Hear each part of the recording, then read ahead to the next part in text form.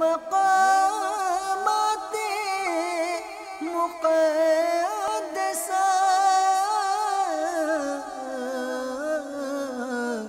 اللہ والوں سے ہیں جو وابستہ، ہیں مقامات مقدسہ۔ دل بڑا خوش ہے کہ اللہ تعالیٰ نے اس مسجد میں آنے کا موقع دیا ہے کہ جس کو میرے آقا علیہ الصلوۃ والسلام کے حکم پر تعمیر کیا گیا۔ رہتی دنیا جب تک ترکی آتے رہے گی یہاں اس مسجد میں لوگ ضرور آتے ہیں، بلکہ یہ ایک ٹورسٹ مقام بھی بن چکا ہے، لیکن ٹورسٹ کو مسجد کے کونے تک روک لیا جاتا ہے، نماز پڑھنے والوں کو اندر آنے دیا جاتا ہے۔ الحمدللہ ہم نے یہاں با جماعت نماز ظہر بھی ادا کی، اور مدنی چینل کے ناظرین کی دل جوئی کے لیے اس کے کلپس بنا رہے ہیں تاکہ آپ بھی اس مسجد کا نظارہ کریں۔ یہ مقامات مقدسہ،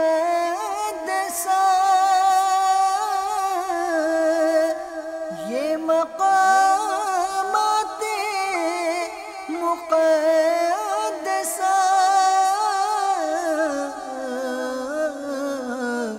اللہ والوں سے ہیں جو وابستہ،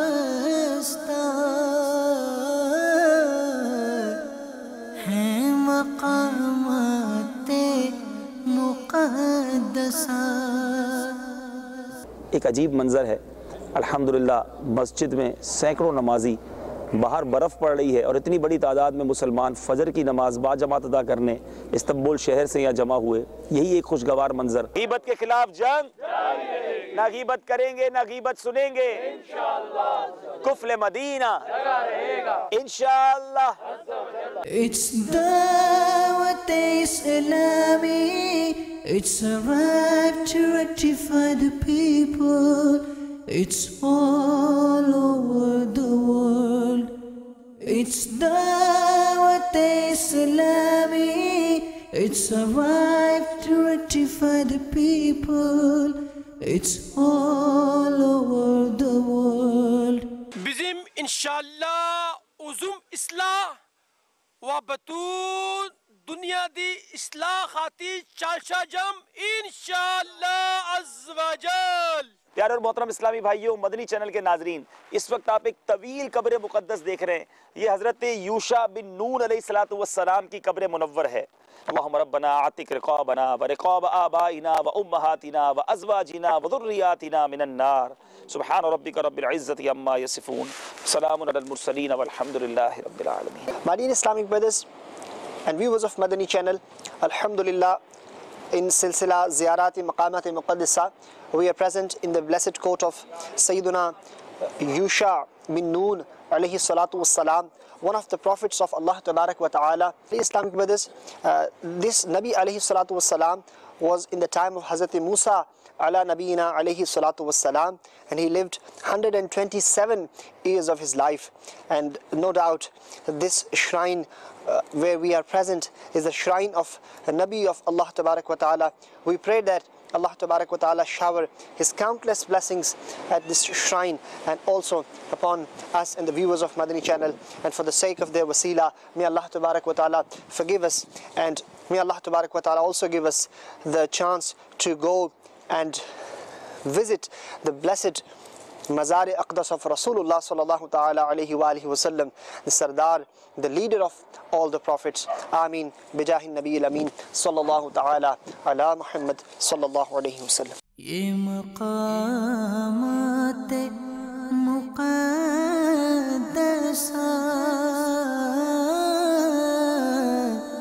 یہ مقامات مقدسہ اللہ والوں سے ہیں جو وابستہ،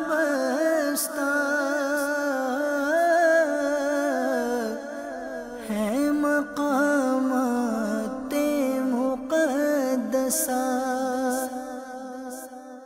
پیارے اور محترم اسلام بھائی، ایک اور بڑی پیاری بات آپ سے شیئر کرتا چلوں، آپ کو بتاؤں گا تو آپ کا دل خوش ہوگا۔ نیت اچھی کر لیتا ہوں کہ مومن کے دل میں خوشی داخل کرنا۔ الحمدللہ اس وقت ہم جس جگہ پر ہے، یہ ہم نے ہر مسجد میں دیکھا کہ اسی طرح مؤذن کے لیے ایک جگہ بنائی جاتی ہے، یہیں سے اقامت دی جاتی ہے، اذان بھی یہیں سے دی جاتی ہے۔ لیکن عاشقان رسول کا انداز دیکھیے، جب اذان دینی ہی ہے، اقامت پڑھنی ہی ہے، تو اس مؤذن رسول کو کیوں نہ یاد رکھا جائے کہ جس ساری دنیا جن کی اذانوں کی دیوانی ہے، ہم نے سنی نہیں ہے مگر احادیث میں وہ انداز سنا ہے، روایتوں میں وہ باتیں سنی ہیں۔ اللہ تعالیٰ حضرت بلال حبشی رضی اللہ تعالیٰ عنہ کی قبر منور پر کروڑوں انوار و تجلیات کی بارش برسائے۔ آپ دیکھیے مؤذن یہاں بیٹھتے ہیں اور اس کے اوپر بورڈ کتنا پیارا لگا ہوا ہے، وہ لکھ رہے ہیں المؤذنین، شیخ المؤذنین، سبحان اللہ، مؤذنین کے شیخ کون ہیں؟ بلال حبشی۔ یا حضرت، دیکھیں یا کہہ کر پکارا جا رہا ہے، شیخ یا یوں کہہ لیں یا حضرت بلال حبشی شیخ المؤذنین رضی اللہ تعالیٰ عنہ۔ اور یہ میرا خیال ہے یہاں کی زبان میں دخیلک عصیانم غریقم بحر یا رسول اللہ، یعنی اس کا معنی یہ ہوگا کہ گناہوں کے سمندر میں میں گرفتار ہوں، میری مدد فرمائیے یا رسول اللہ۔ اب دیکھیں یہ حضرت یوشع علیہ السلام کے قریب، مزار کے قریب مسجد ہے۔ اب یہ ان کی زبان میں پڑھ کر مجھے امام جامی رحمۃ اللہ تعالی علیہ کا وہ شعر یاد آ گیا، تنم فرسودہ جا پارا ز ہجرہ یا رسول اللہ، دلم پزمردہ آوارا ز اسیاں یا رسول اللہ، کہ یا رسول اللہ میرا جو دل ہے، میرا جسم جو ہے وہ پارا پارا ہے آپ کے فراق میں، اور دل جو ہے وہ گناہوں کی وجہ سے پس مردہ آوارہ ہو چکا ہے، ایک مردہ دل ہو چکا ہوں، یا رسول اللہ مدد فرمائیے۔ پھر فرماتے ہیں چو سوئے من گزر آری من مسکین ناداری، فدائے نقش نالے نک کنم جاں یا رسول اللہ۔ آقا کبھی آپ کا گزر مجھ مسکین کی طرف ہو، میرے گھر کی طرف آپ آئیں تو آپ کے جو قدم کے نقش کے نالین کا جو نقش ہے اس پر اپنی جان جامی قربان کر دے۔ تو ایسے ایسے عاشقان رسول گزرے ہیں، یہاں آ کر ان بزرگوں کی یاد تازہ ہو گئی۔ اللہ تعالیٰ یہاں کے عاشقان رسول کو سلامت رکھے۔ برفیلا علاقہ ہے، پہاڑی پر جگہ ہے، مگر کتنی عالیشان مسجد بنائی ہے۔ اللہ تعالیٰ یہاں کے انتظام سب چلانے والوں کو، ان عاشقان رسول کو خوش رکھے اور ان کو برکت عطا فرمائے۔ صلو علی الحبیب صلی اللہ تعالی علی محمد صلی اللہ علیہ وسلم۔ الحمدللہ رب العالمین والصلاة والسلام علی سید المرسلین، اما بعد فاعوذ باللہ من الشیطان الرجیم، بسم اللہ الرحمن الرحیم۔ الصلاة والسلام علیک یا رسول اللہ وعلی آلک واصحابک یا حبیب اللہ، الصلاة والسلام علیک یا نبی اللہ وعلی آلک واصحابک یا نور اللہ،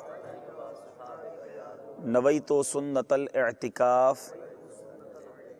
بیان کی تعظیم کی نیت سے ہو سکے تو دو زانو ہو کر بیٹھ جائیے اور نیت کیجئے کہ انشاءاللہ توجہ کے ساتھ اول تا آخر بیان میں شرکت کروں گا۔ اللہ کی رضا کے لیے اول تا آخر شرکت کریں گے۔ جہاں جہاں اللہ تبارک و تعالیٰ کا نام آئے گا عز و جل، جہاں سرکار دو عالم صلی اللہ علیہ وسلم کا نام نامی اس میں گرامی آئے گا صلی اللہ تعالیٰ علیہ وسلم، جہاں صحابہ کرام اور اولیاء کرام کا نام آئے گا، حسب موقع رضی اللہ تعالیٰ عنہ ورحمۃ اللہ تعالیٰ علیہ بھی کہوں گا۔ بیان کے بعد آگے بڑھ کر سلام اور مصافحہ کی سنت کو ادا کروں گا۔ پیارے اسلامی بھائیوں، درود پاک پڑھنے کے بے شمار فضائل و برکات ہیں۔ کعبے کے بدر الدجا، طیبہ کے شمس الضحیٰ، دافع جملہ بلا، شافع یوم جزا، صلی اللہ تعالیٰ علیہ وسلم کا فرمان عظمت نشان ہے، تم اپنی مجلسوں کو مجھ پر درود پاک پڑھ کر آراستہ کیا کرو کہ تمہارا مجھ پر درود پاک پڑھنا کل بروز قیامت تمہارے لیے نور ہوگا۔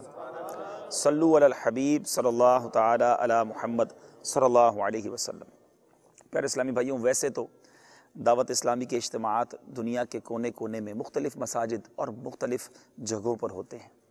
آج جس جگہ پر ہم جمع ہیں، ہماری خوش بختیوں کی معراج ہے، سننے والے بھی جھوم رہے ہیں اور بیان کرنے والا بھی خوشی سے یقیناً جھوم رہا ہے۔ اور اس کی وجہ یہ ہے کہ ہم سب ایک ایسی ہستی کی بارگاہ میں حاضر ہیں، الحمدللہ وہ ہستی کہ جب میرے آقا مدینے والے مصطفیٰ صلی اللہ تعالیٰ علیہ وسلم مدینہ طیبہ ہجرت کر کے گئے، پورے مدینے میں ایک شور بپا تھا کہ آقا کس کے گھر آئیں گے، کس کے گھر قدم رکھیں گے اور اس گھر کو منور فرمائیں گے۔ مدینے والے آقا علیہ السلام نے یہ تاریخی جملہ ارشاد فرمایا، جس کا مفہوم ہے کہ میری اونٹنی کو چھوڑ دو، اس کی مہار کو چھوڑ دو، یہ جہاں جا کر بیٹھے گی وہیں ہمارا قیام ہوگا۔ اور وہ قیام کہاں ہوا؟ اس خوش نصیب صحابی کا نام حضرت سیدنا ابو ایوب انصاری رضی اللہ تعالیٰ عنہ ہے۔ آج مدنی قافلے کے ساتھ سیدنا ابو ایوب انصاری رضی اللہ تعالیٰ عنہ کے در دولت پر، آپ کے آستانے پر، آپ کے مبارک مزار کے پاس ہم سب موجود ہیں۔ اللہ تعالیٰ ہم سیاہ کاروں کی اس حاضری کو اپنی بارگاہ میں قبول فرمائے۔ الحمدللہ پیارے اسلامی بھائیوں، ان کے مزار کے قریب ہی جو مسجد ہے، ہم وہاں موجود ہیں، اور یہاں ہم چند مدنی پھول مدنی چینل کے ناظرین کو بتانا چاہتے ہیں۔ پیارے اسلامی بھائیوں، سلسلہ زیارات مقامات مقدسہ میں الحمدللہ جہاں آپ انبیاء علیہ السلام کے مزارات، صحابہ کرام کے مزارات، اولیاء کرام کے مزارات کا دیدار کریں گے، وہاں ساتھ ساتھ کچھ تبرکات کی زیارت بھی ہوگی۔ اور بعض اوقات ذہن میں یہ سوال پیدا ہوتا ہے، کیونکہ ہمارے پاکستان، ہندوستان اور دنیا کے کئی ملکوں میں بھی تبرکات موجود ہیں، لوگ زیارت کرتے ہیں، کبھی وسوسہ آ سکتا ہے کہ اس کی شرعی حیثیت کیا ہے۔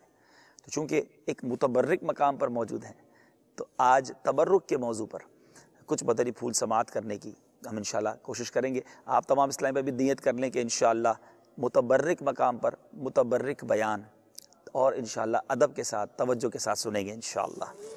میرے پیارے اسلامی بھائیوں، کسی چیز سے برکت حاصل کرنے کے عمل کو لغتاً تفاعل کے وزن پر تبرک کہتے ہیں، اور اسم کے طور پر اس چیز کے لیے استعمال ہوتا ہے جو پاکیزہ ہو اور کسی بزرگ چیز یا مقدس مقام سے منسوب ہو۔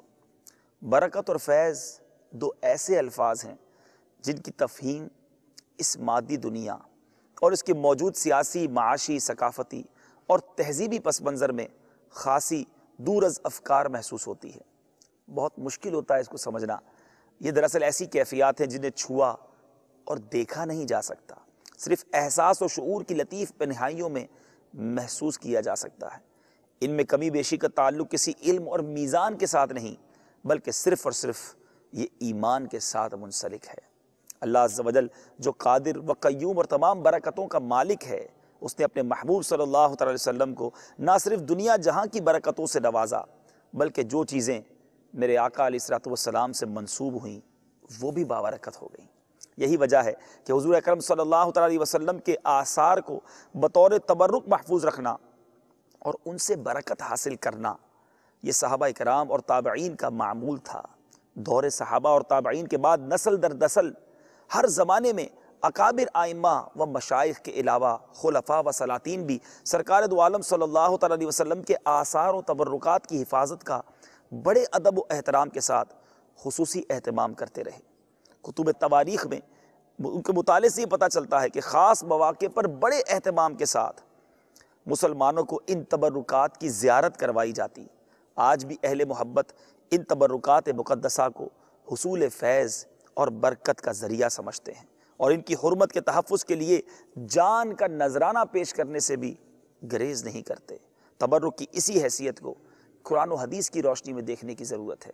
آئیے کچھ قرآن و حدیث کی روشنی میں سمجھنے کی کوشش کرتے ہیں کہ تبرک کسے کہتے ہیں، اور کیا قرآن مجید نے بھی کچھ چیزوں کے بابرکت ہونے کا اعلان فرمایا ہے۔ اس سے پہلے میرے پیارے اسلامی بھائیوں، ایک بات اور سمجھتے جائیے کہ برکت کے لغوی معنی اضافہ، زیادتی، کثرت، سعادت اور خوش بختی کے ہیں۔ میرے پیارے اور محترم اسلامی بھائیوں، برکت کا ہی ایک معنی دائمی سعادت اور برکت کا حصول بھی ہے، جیسا کہ سرکار دو عالم صلی اللہ علیہ وسلم پر برکت بھیجنے کی دعا کرتے ہوئے یہ کہا جاتا ہے، اللہم بارک علی محمد وعلی آل محمد، اے اللہ تو حضرت محمد صلی اللہ علیہ وسلم اور ان کی آل پر بزرگی اور شرافت ہمیشہ ہمیشہ کے لیے ثابت اور قائم فرما۔ میرے پیارے اور محترم اسلامی بھائیوں، قرآن مجید فرقان حمید نے تبرک کے حوالے سے ہماری کیا رہنمائی فرمائی ہے۔ آئیے قرآن پاک سے سمجھنے کی کوشش کرتے ہیں کہ اللہ کے پیارے کلام نے کس کس موقع پر کس کس چیز کو بابرکت فرمایا ہے۔ انبیاء کرام علیہ السلام اور ان کے اہل و عیال کے مبارک اور بابرکت ہونے کا بیان قرآن مجید میں موجود ہے۔ حضرت نوح علیہ السلام اور ان کے متبعین کے لیے اللہ تعالیٰ نے قرآن مجید میں ارشاد فرمایا، اے نوح، ہماری طرف سے سلامتی اور برکتوں کے ساتھ کشتی سے اتر جاؤ جو تم پر ہیں اور ان طبقات پر ہیں جو تمہارے ساتھ ہیں۔ اسی طرح میرے پیارے اسلامی بھائیوں، حضرت ابراہیم علیہ السلام اور ان کے بیٹے حضرت اسحاق کے بارے میں ارشاد الہی ہے۔ چنانچہ ارشاد ہوتا ہے سورہ نمبر 37 اور آیت نمبر 113، اور ہم نے ان پر اور اسحاق پر برکتیں نازل فرمائی۔ حضرت ابراہیم علیہ السلام کے اہل بیت کے لیے فرمایا رحمت اللہ وبرکاتہ علیکم اہل البیت انہ حمید مجید، اے گھر والوں تم پر اللہ کی رحمت اور اس کی برکتیں ہوں، بے شک وہ قابل ستائش اور بزرگی والا ہے۔ یہ قرآن پاک کی سورہ ہود کے آیت نمبر 73 میں نے تلاوت کی۔ اسی طرح حضرت عیسیٰ علیہ السلام کو رب نے قرآن میں بابرکت فرمایا۔ سورہ مریم میں آیت نمبر 31 میں ارشاد ہوتا ہے اور میں جہاں کہیں بھی رہوں اس نے مجھے سراپا بابرکت بنایا ہے، اور میں جب تک بھی زندہ ہوں اس نے مجھے نماز اور زکوٰۃ کا حکم فرمایا ہے۔ خود قرآن مجید کو رب نے بابرکت فرمایا۔ اللہ تعالیٰ قرآن مجید کے بارے میں ارشاد فرماتا ہے وَهَذَا كِتَابٌ أَنزَلْنَاهُ مُبَارَكٌ مُصَدِّقُ الَّذِي بَيْنَ يَدَيْهِ، ترجمہ کنز الایمان، اور یہ وہ کتاب ہے جسے ہم نے نازل فرمایا ہے، بابرکت ہے، جو کتابیں اس سے پہلے تھیں اور ان کی تصدیق کرنے والی ہے۔ میرے پیارے اسلامی بھائیوں، اللہ تبارک و تعالیٰ نے اسی طرح مقامات مقدسہ یا وہ زمین کے ٹکڑے جو بابرکت ہیں اس کے بارے میں قرآن مجید میں ارشاد فرمایا۔ قرآن مجید نے کعبہ مشرفہ کو کس طرح بابرکت فرمایا۔ بے شک سب سے پہلا گھر جو لوگوں کی عبادت کے لیے بنایا گیا وہی ہے جو مکہ میں ہے، برکت والا ہے اور سارے جہان والوں کے لیے مرکز ہدایت ہے۔ مسجد اقصی، سبحان اللہ، اس کے گرد و نواح اور انبیاء کرام کا مسکن ہونے کی وجہ سے اللہ تعالیٰ نے اس مقام کو بابرکت بنایا۔ قرآن مجید میں اللہ ارشاد فرماتا ہے وہ ذات ہر نقص اور کمزوری سے پاک ہے جو رات کے تھوڑے حصے میں اپنے محبوب اور مقرب بندے کو مسجد حرام سے اس مسجد اقصی تک لے گئی جس کے گرد و نواح کو ہم نے بابرکت بنا دیا ہے تاکہ ہم اس بندہ کامل کو اپنی نشانیاں دکھائیں۔ بے شک وہی خوب سننے والا اور خوب دیکھنے والا ہے۔ قرآن مجید فرقان حمید میں میرے پیارے اسلامی بھائیوں خطہ شام، جی ہاں، ملک شام کے بابرکت ہونے کے بارے میں بھی رب نے ارشاد فرمایا ہے۔ قرآن پاک میں ارشاد ہوتا ہے، چنانچہ میرے پیارے اسلامی بھائیوں قرآن پاک کی سورہ اعراف کی آیت نمبر 137 میں ارشاد ہوتا ہے اور ہم نے اس قوم بنی اسرائیل کو جو کمزور اور استحزال زدہ تھی اس سرزمین کے مشرق و مغرب یعنی مصر اور شام کا وارث بنا دیا جس میں ہم نے برکت رکھی تھی۔ سبحان اللہ، کس قدر باتیں قرآن نے برکت کے بارے میں فرمائیں۔ قرآن مجید نے بعض زمانوں کے بابرکت ہونے کی بھی بات فرمائی ہے۔ جی ہاں، ارشاد ہوتا ہے اِنَّا أَنزَلْنَاهُ فِي لَيْلَةٍ مُبَارَكَةٍ إِنَّا كُنَّا مُنذِرِينَ، بے شک ہم نے اسے ایک بابرکت رات میں اتارا ہے، بے شک ہم ڈر سنانے والے ہیں۔ سورہ دخان کی آیت نمبر 3 میں نے تلاوت کی تھی۔ اے میرے پیارے اور محترم اسلامی بھائیوں، بارش کے پانی کو بھی قرآن نے بابرکت فرمایا ہے۔ وَنَزَّلْنَا مِنَ السَّمَاءِ مَاءً مُبَارَكًا، اور ہم نے آسمان سے بابرکت پانی برسایا۔ میرے پیارے اسلامی بھائیوں، سورہ قاف کی آیت نمبر 9 میں یہ ارشاد ہوتا ہے۔ قرآن پاک کی کس بات کی بات کی جائے، نام کی نسبت سے بھی قرآن نے حصول برکت کے بارے میں ارشاد فرمایا قرآن نے اے ہارون کی بہن۔ تو میرے پیارے اسلامی بھائیوں، ائمہ تفسیر نے لکھا ہے کہ حضرت ہارون کی اولاد میں سے تھی اور ان کے بھائی کا نام حضرت ہارون کی نسبت سے ہارون تھا، اس لیے ان کو ہارون کی بہن کہا گیا۔ میرے پیارے اور محترم اسلامی بھائیوں، قرآن نے انبیاء علیہ السلام سے مس ہوئی چیزوں کے تبرک کا بھی بیان ہے۔ جی ہاں، سورہ یوسف میں حضرت یعقوب علیہ السلام اور ان کے بیٹے حضرت یوسف کا طویل واقعہ بیان ہوا۔ حضرت یوسف کے بھائیوں نے دھوکے سے انہیں کنویں میں ڈال دیا تو مصر کے چند تاجر انہیں اپنے ساتھ مصر لے گئے، جس کی وجہ سے باپ بیٹے کی جدائی میں کئی سال گزرے، لیکن حضرت یعقوب علیہ السلام اپنے بیٹے کی جدائی کو نہ بھولے، آنسو بہاتے رہے، اتنے آنسو بہائے کہ نابینا ہو گئے۔ جب بھائیوں کے توسط سے حضرت یوسف علیہ السلام کو اپنے والد صاحب کی بینائی کے جانے کا علم ہوا تو انہوں نے اپنا قمیض اپنے والد محترم کے پاس بھیج دیا۔ حضرت یوسف نے کیا کہا، میری یہ قمیص لے جاؤ، اسے میرے باپ حضرت یعقوب کے چہرے پر ڈال دینا، وہ بینا ہو جائیں گے۔ نبی کے قمیض کی برکت سے آنکھوں کی بینائی واپس آ جائے، یہ تو قرآن میں بیان موجود ہے۔ تو تبرک سے برکت لینا یہ صحیح قرآن و حدیث سے ثابت ہے۔ اے میرے پیارے اور محترم اسلامی بھائیوں، بہت ساری باتیں اور کی جا سکتی ہیں، بہت سارے واقعات پیارے آقا علیہ السلام کے تبرکات کی تو کیا ہی شان ہے۔ حضرت ابراہیم علیہ السلام کے قدمین کے بابرکت ہونے کا بیان بھی قرآن میں موجود ہے۔ صالحین سے منسوب اشیاء سے برکت لینے کا قرآن میں موجود ہے۔ حضرت موسیٰ اور حضرت ہارون علیہ السلام کے آثار سے تبرک حاصل کرنے کا واقعہ بھی قرآن میں موجود ہے۔ تابوت سکینہ کا واقعہ بھی قرآن میں موجود ہے۔ حضرت صالح علیہ السلام کی اونٹنی سے منسوب کنویں سے تبرک حاصل کرنے کا میرے پیارے اور محترم اسلامی بھائیوں بھی یہ بھی قرآن پاک میں موجود ہے۔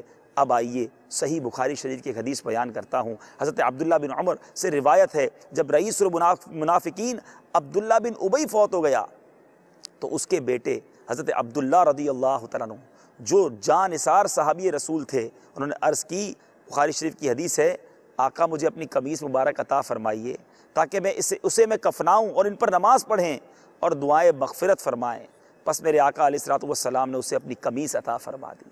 تبرک لینا صحابہ کا طریقہ، تبرک دینا یہ مصطفیٰ کریم علیہ السلام کا طریقہ ہے۔ میرے پیارے اسلامی بھائیوں، میرے آقا کی مسواک سے کس طرح تبرک لیا جاتا سنیے اور جھوم جائیے۔ ابو داؤد شریف کی حدیث ہے، کتب صحیحہ میں یہ حدیث موجود ہے، میرے آقا صلی اللہ علیہ وسلم مسواک کیا کرتے تھے، سو آپ مجھے مسواک دھونے کے لیے عنایت فرماتے۔ حضرت عائشہ فرماتی ہیں مجھے مسواک دھونے کے لیے عنایت فرماتے، میں دھونے سے پہلے اسی سے تبرکاً مسواک کر لیتی، پھر اسے دھو کر پیارے آقا علیہ السلام کی خدمت اقدس میں پیش کرتی۔ صحابہ ہوں یا صحابیات ہوں، تبرکات کے قائل، تبرکات سے فیض لینے کے قائل۔ میرے پیارے اور محترم اسلامی بھائیوں، سرکار دو عالم صلی اللہ تعالیٰ علیہ وسلم کے نالین اقدس سے سبحان اللہ کس طرح تبرکات حاصل کیا کرتے۔ صحابہ کرام علیہم الرضوان، میرے پیارے اور محترم اسلامی بھائی، کوئی بھی ایسی چیز ملتی تو وہ پیچھے نہ رہا کرتے۔ حج کے موقع پر میرے آقا علیہ السلام نے جب اپنے بال مبارک اپنے سر انور سے اتروائے تو صحابہ کرام علیہم الرضوان نے جھرمٹ بنا کر انہیں حاصل کیا، اور آج رہتی دنیا میں میرے آقا کے منہ مبارک موجود ہیں۔ یہ وہی منہ مبارک ہیں، کسی کے پاس ایک ہوا کرتا آج گلدستہ بن چکا ہے۔ یہ حیات النبی کی کیسی زندہ دلیل ساری دنیا میں موجود ہے، اور آج بھی بتانے والے بتاتے ہیں کہ منہ مبارک کا سایہ بھی زمین پر نہیں ہوتا۔ سبحان اللہ، وہ رب عز و جل پیارے آقا علیہ السلام سے کتنا پیار فرماتا کہ ان کا سایہ بھی زمین پر آ جائے اسے گوارا نہیں۔ ارباب نظر کو کوئی ایسا نہ ملے گا، بندے تو بہت مل جائیں گے پر آقا نہ ملے گا۔ تاریخ اگر ڈھونڈے گی ثانی محمد، ثانی تو بڑی چیز ہے، سایہ نہ ملے گا۔ بہرحال بات یہ ہے میرے پیارے اسلامی بھائیوں، یہ تبرکات قرآن پاک میں اس کا ذکر، احادیث میں ذکر، اس کے بارے میں بہت کچھ کہا جا سکتا ہے، لیکن سچی بات یہ ہے یہ نصیب ہوتا ہے با ادب لوگوں کو، با ادب با نصیب، اور جو بے ادب ہوتے ہیں وہ بے نصیب ہوتے ہیں۔ تو با ادب رہیے، تبرکات کا ادب کیجئے۔ اللہ والوں سے جو چیز مس ہو جائے، جس سے نسبت ہو جائے، اس کی بات ہی کچھ اور ہو جاتی ہے۔ دیکھیں نا، آپ کی اور میرے استعمال کی چیزیں بھی تو ہوتی ہیں، انہیں کون چھوتا ہے، انہیں کون لینا چاہتا ہے، لیکن جو چیز بزرگوں سے مس ہو جائے، اللہ والوں سے مس ہو جائے، اللہ والوں کے استعمال میں آ جائے، اور ویسے بھی اس کو لاجیکلی سمجھنا بھی بڑا آسان ہے۔ آج دنیا کے بڑے بڑے بادشاہوں کے استعمال کی ہوئی چیزیں میوزیمز میں ہیں اور لوگ انہیں دیکھنے جاتے ہیں، ان پر تو کسی کو اعتراض نہیں۔ اور جب کوئی عاشق رسول کسی ولی اللہ کے قدم جہاں لگے ہوں اس جگہ کا دیدار کرنے جائے، کسی ولی کے استعمال کی کوئی چیزیں ہوں اسے دیکھنے جائے اور اس کے پاس جا کر دعا مانگے، اور پھر نبیوں کے نبی سلطان الانبیاء صلی اللہ تعالیٰ علیہ وسلم کے قدم جہاں لگے ہوں، میرے آقا علیہ السلام نے جس چیز کو استعمال کیا ہو، اللہ اللہ، پھر اس کی شان کیا ہوگی۔ تو یہ طریقہ تو صحابہ کرام کا ہے۔ تو اگر آج بھی ہم صحابہ کرام کی سنت پر عمل کرتے ہوئے اللہ والوں کے تبرک سے برکت حاصل کریں تو ضرور برکت حاصل ہوگی۔ صلو علی الحبیب صلی اللہ تعالی علی محمد صلی اللہ علیہ وسلم۔ پیارے اسلامی بھائیوں، تبرکات کی بات چل رہی ہے، اور صحابہ کرام کے طریقے پر بھی ہم سنتے چلے جا رہے ہیں کہ ان کا کیا انداز تھا تبرک حاصل کرنے کے حوالے سے، ان کا کیا عقیدہ تھا، پیارے آقا علیہ السلام کی بارگاہ میں کیا ادب تھا۔ آئیے سنیے اور جھومیے۔ بخاری شریف کی حدیث ہے، پیارے اسلام اس کے راوی ہیں حضرت ابو جحیفہ رضی اللہ تعالیٰ عنہ، فرماتے ہیں کہ پیارے آقا علیہ السلام دوپہر کے وقت ہمارے پاس تشریف لائے، پانی لایا گیا تو آپ نے وضو کیا، لوگ آپ کے وضو کے بچے ہوئے پانی کو لے کر اپنے اوپر ملنے لگے۔ حضرت ابو موسیٰ رضی اللہ تعالیٰ عنہ سے روایت ہے کہ پیارے آقا علیہ السلام نے پانی کا ایک پیالہ منگایا، پس اپنے مبارک ہاتھ اور چہرہ اقدس کو اسی میں دھویا اور اسی میں کلی کی، پھر ان دونوں سے فرمایا اس میں سے پی لو اور اپنے چہروں اور سینے پہ ڈال لو۔ یعنی میرے آقا خود تبرک عطا فرماتے اور صحابہ کرام کا عمل کیا ہوتا کہ جھوم جھوم کر تبرک لوٹا کرتے۔ صحیح بخاری اور صحیح مسلم میں کہ حضرت ام المومنین ام سلمہ رضی اللہ تعالیٰ عنہ، ہماری امی جان، وہ پردے کے پیچھے تھیں انہوں نے اس متبرک پانی کے بارے میں جب غور کیا، سنا، تو پیچھے سے آواز لگائی کہ اس میں سے اپنی ماں ام سلمہ کے لیے بھی چھوڑ دینا۔ پس انہوں نے کچھ پانی جو ہے باقی رکھا اور ان کی بارگاہ میں پیش کر دیا۔ اللہ اللہ۔ ایک اور حدیث پاک حضرت ابو جحیفہ راوی، حضرت یہ بھی بخاری شریف کی حدیث ہے، میرے آقا علیہ السلام کو چمڑے کے ایک سرخ خیمے میں نے دیکھا۔ حضرت بلال حبشی کو پیارے آقا علیہ السلام کا استعمال شدہ پانی لیتے دیکھا۔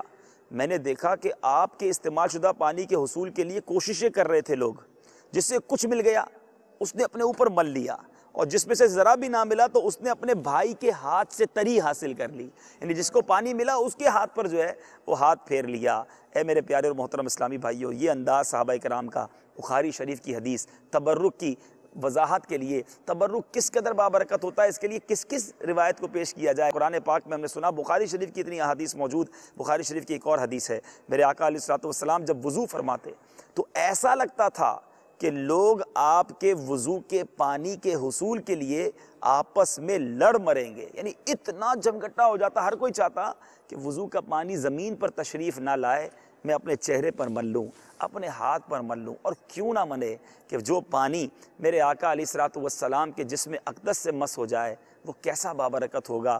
مجھے امام عشق و محبت، مجدد دین و ملت، پروانہ شمع رسالت، میرے آقا نعمت امام احمد رضا خان کا وہ شعر یاد آ رہا ہے، تخیل رضا پر قربان۔